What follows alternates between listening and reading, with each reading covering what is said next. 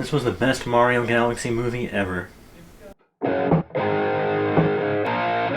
Guardians of the Galaxy Volume 3. This movie, honestly, is what I've been waiting for Marvel. When Marvel is sleeping on their job, this movie brings it up. Where was this in Phase 4? This movie, honestly, it's Rocket's movie. If you're wondering which Guardians movie it is, it's Rocket's movie. I don't think... Again, I wasn't bored throughout the movie at any point. Honestly, I cried more than I was excited, so prepare yourselves. I wasn't ready for... it was the final one, so I knew that something was going to happen, but I didn't know that was going to happen. There are 2 fake-out deaths in this, and I honestly believed both of them. I thought they were going to die, both of the fake-out deaths. That wasn't a fake-out, but it was is he about to die?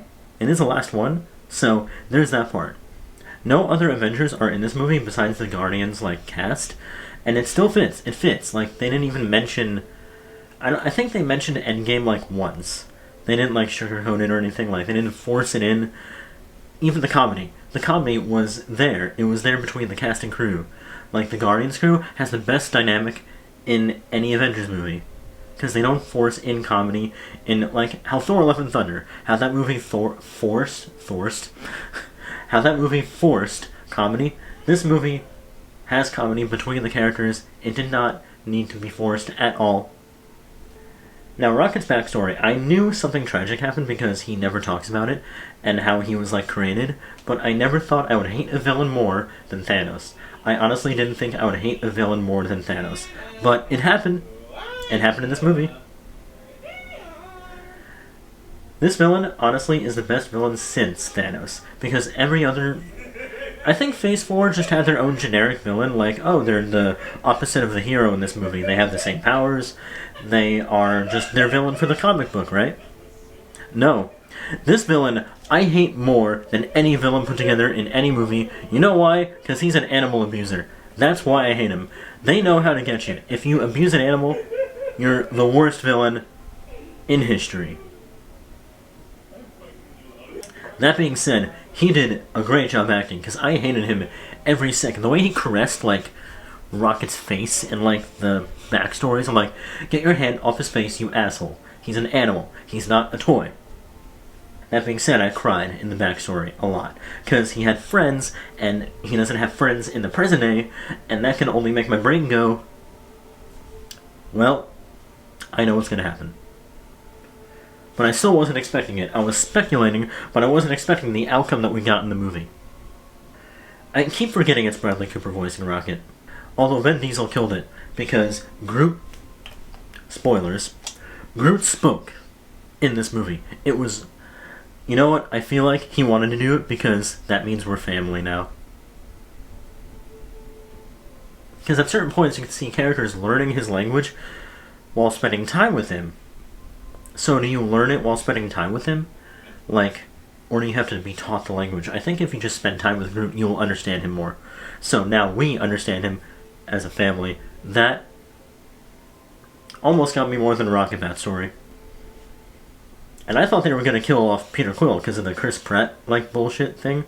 So, and I'm surprised they didn't go down that route. I'm happy, because his character dynamic in this movie, amazing. There is one actor that I feel wasn't expecting in this movie at all, that could have gone through more screen time, but Adam Warlock. Adam Warlock wasn't teased since Phase 2. And honestly, I enjoyed his character. He was there for, honestly, the filler bad guy, the secondary bad guy. He was fun. I wasn't expecting to like him. He was fun. Even though he tore up the Guardians in the first part of the movie, I was expecting to hate him. No, I liked him. He's great. He's a dumbass comedic villain with Superman powers. He can kill you in an instant. And I forgot that's what Adam Warlock was. And my other favorite part, the Yondu moment with what's his name, Cracklin'. I didn't know Cracklin' was even going to be in this movie, but I keep forgetting he's the secondary to Yondu. But they brought him back, and Cosmo and Cracklin'S chemistry, let me tell you, they were able to put a talking dog in this movie, and it worked. It worked. Cosmo was a good dog. In all honesty, this movie you can watch without watching... Well, no, Endgame has Gamora's death, so... Watch anything Guardians related. Even the 2 Avengers movies, like Infinity War and Endgame. I feel like if you skip Endgame, you can still watch this, but honestly, if you skip the Christmas special, you can watch this, but there are some ties into the Christmas special, like Mantis being his sister and all. That is revealed in the Christmas special, so you might want to watch that just in case, but you don't have to watch it to watch this, but it's still fun. Watch any Guardians movie. Alright, rating time. 9 out of 10. Well, 9 out of 10. It's not a 10 out of 10 though, because it made me cry too much. That being said, best Marvel movie in Phase 4 since No Way Home. Where was this? Hire the Gunn family more. The Gunns are the new Russo brothers. Favorite to least favorite Guardians movie? 3, 1, 2, and I guess Endgame. Or Infinity War is more of a Guardians movie.